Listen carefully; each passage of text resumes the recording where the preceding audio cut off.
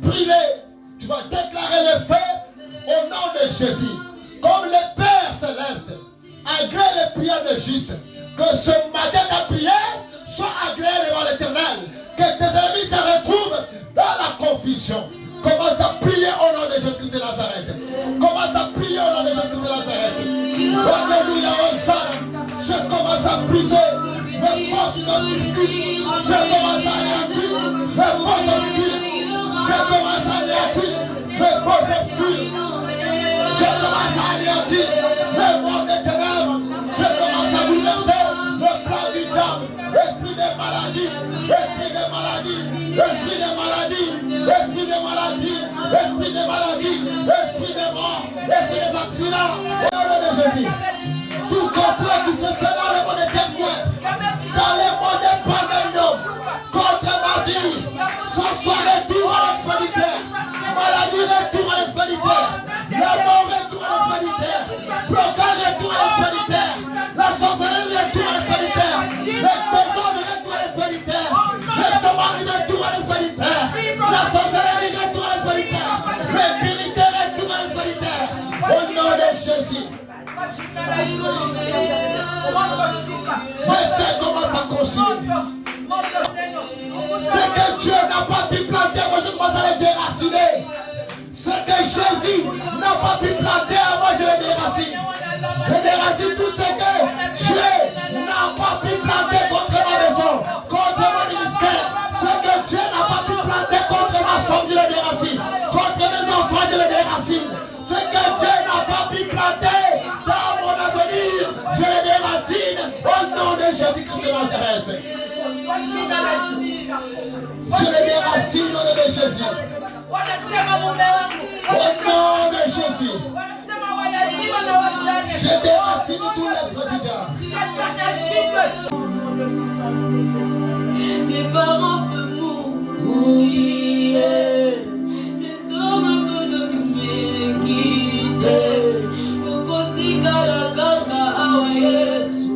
Mon ina malamu. Mon meilleur ami. Jésus, mon meilleur ami.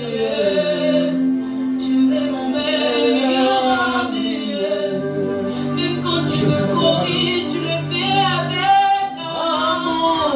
Mon meilleur ami. Jésus, mon meilleur ami. Mon meilleur ami. Jésus, tu es meilleur ami.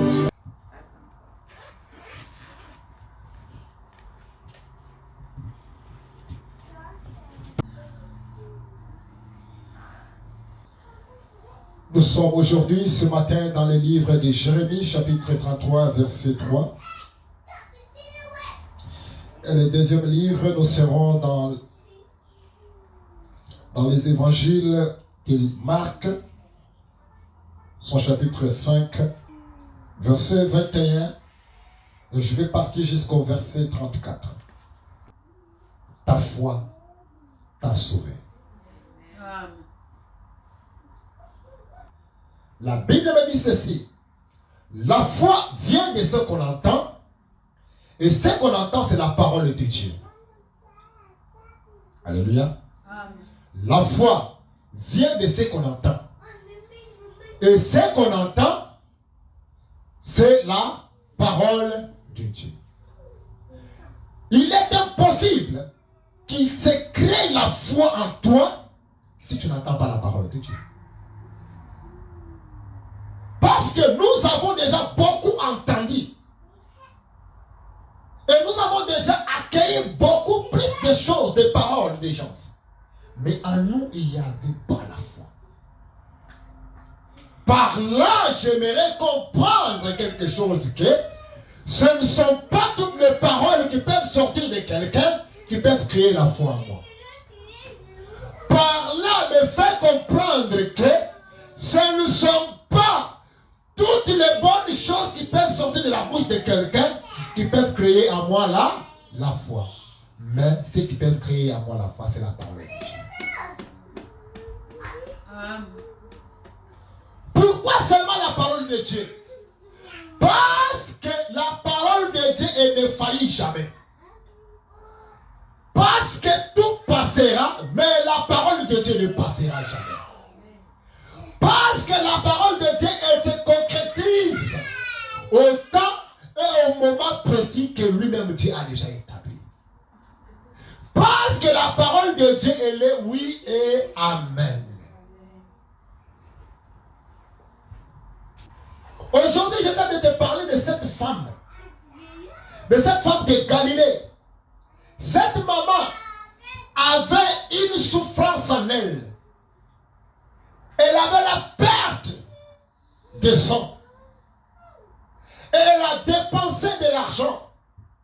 La Bible dit ceci, elle avait dépensé tout ce qu'elle avait. Elle a entamé des démarches. Mais toutes ces démarches-là étaient sans succès. Pendant 12 ans, elle faisait que travailler sur sa santé. Mais rien ne marchait. Pendant 12 ans, elle était entre les mains des médecins. Elle avait dépensé tout ce qu'elle avait. Je ne sais pas aussi que toi, c'est ce matin. Même vous qui êtes en train de le suivre online. Est-ce que tu as dépensé combien dans ta vie? Qu'est-ce que tu as eu à perdre? Combien de choses que tu as eu à dépenser? Combien plus des années que tu as eu à déployer tes forces avec le travail pour arriver au succès, mais jusqu'à présent tu n'arrives pas. Quand je lisais ce passage, ça m'interpellait quelque chose en moi. Et je disais vraiment toutes les forces que je peux déployer sont vaines. C'est le Seigneur qui peut m'arranger un chemin et je peux trouver la vérité. Amen. La femme, elle a tout fait. La femme, elle a tout fait, toutes ses forces. Mais toutes ses forces étaient en vain. Mais un jour, ayant entendu parler de Jésus, il a entendu parler, ayant écouté la bonne nouvelle de Jésus. Écoute, nous avons besoin de Jésus. Le monde a besoin de la bonne nouvelle, de la véritable bonne nouvelle. Parce que si on entend parler de la bonne nouvelle de Jésus, c'est le Jésus qui peut apporter des solutions dans nos vies. Le monde n'a pas besoin qu'on nous produise des faux miracles, qu'on nous produise des choses qui sont en train de mettre la distraction dans le peuple de Dieu. Mais le monde, bien aimé le Seigneur, c'est que le monde a besoin, c'est la bonne nouvelle. Car la bonne nouvelle apporte le salut. La bonne nouvelle apporte la guérison. La bonne nouvelle apporte le changement. La bonne nouvelle apporte l'élévation. Et la bonne nouvelle apporte la paix dans la vie de quelqu'un. La Bible dit ceci, ayant entendu parler seulement de Jésus et non de quelqu'un. Aujourd'hui, les gens ont besoin qu'on entende parler d'eux au lieu qu'on entende parler de Jésus. Comment est-ce que Jésus peut opérer dans la vie de ces gens-là? Si vous avez besoin qu'on vous entende, vous me prenez, qu'on entend maman là-bas, qu'on entend papa là-bas, et Jésus il est mis à côté. Non. C'est-à-dire là, ce n'est pas Dieu. Là, c'est vous qui avez besoin de se faire passer par de Dieu et en mettant le nom de Jésus devant. Les gens aiment qu'on puisse leur parler, qu'on puisse entendre que c'est lui qui règne là-bas, c'est lui qui règne là-bas. Mais ici, la Bible dit ceci, ayant entendu parler de Jésus, la femme qui avait 12 ans de souffrance, ayant entendu parler de Jésus. Ayant entendu parler de Jésus. Elle n'avait pas entendu parler de son oncle. Elle n'avait pas pu encore entendre parler des médecins. Elle n'avait pas pu entendre parler encore ni de son père, ni des sacrificateurs, ni des pasteurs, ni des évangélistes. Mais elle avait entendu parler de Jésus, que Jésus apporte des solutions.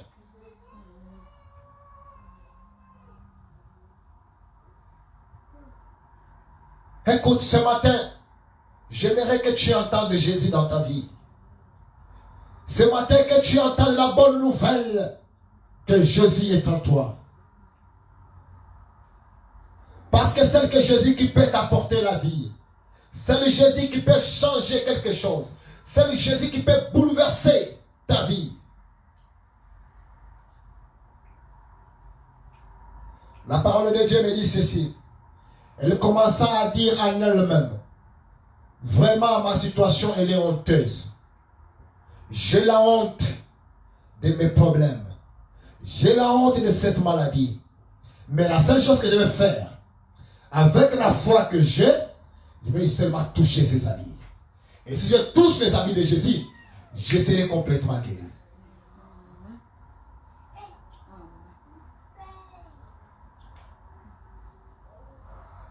Ta situation que tu as ce matin, elle peut être très honteuse pour pouvoir parler à une personne, pour pouvoir même parler dans la cure d'âme. Mais je te dis, touche seulement les habits de Jésus. Touche seulement les habits de Jésus, tu seras guéri. Touche les habits de Jésus, tu auras la solution. Elle commença à se dire en elle-même, si j'arrive seulement à toucher les habits de Jésus, je serai guéri. Jésus, je peux l'entendre. Oui, ça fait une part. Mais de l'autre côté, approche-toi pour toucher Jésus. Approche-toi pour toucher Jésus. La femme, elle avait honte de sa vie. Elle avait honte de sa situation pour en parler à quelqu'un. Comment pourrais-je parler? À où je peux commencer? Mais ce que je sais, je vais seulement partir là-bas. Dans cette foule-là, je vais aussi entrer dans cette foule-là. Et je vais seulement toucher les habits de Jésus. Et si j'arrive seulement à s'écapper, à les toucher, je serai guéri. Quand Jésus a lui, il transportait le pouvoir et la puissance de la guérison. Jésus peut te guérir du péché. Jésus peut te guérir de la maladie incurable. La situation que tu passes, touche Jésus seulement. Touche seulement les habits de Jésus. Peut-être si tu en parles à quelqu'un, ils vont te calmer. Aujourd'hui, quand tu as tes problèmes, tu dis à une personne et ça va finir par tout le monde de savoir. Et on n'en a pas même plus même confiance de savoir qui est avec qui je peux mettre la confiance. Et l'écriture s'accomplit que maudit soit celui qui se confie dans l'homme.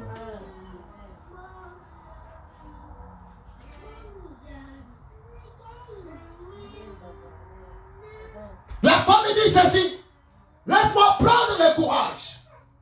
Même si je suis malade, mais je prends le courage. Et j'avance.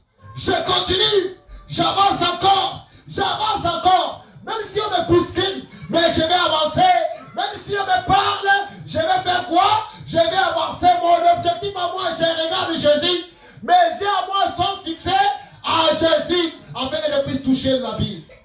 Prends le courage. On peut te bousculer à gauche, on peut te bousculer à droite. Ne recule pas, mais continue avant. Regarde tes yeux à Jésus. Va toucher son habit, il y aura la réponse. Amen.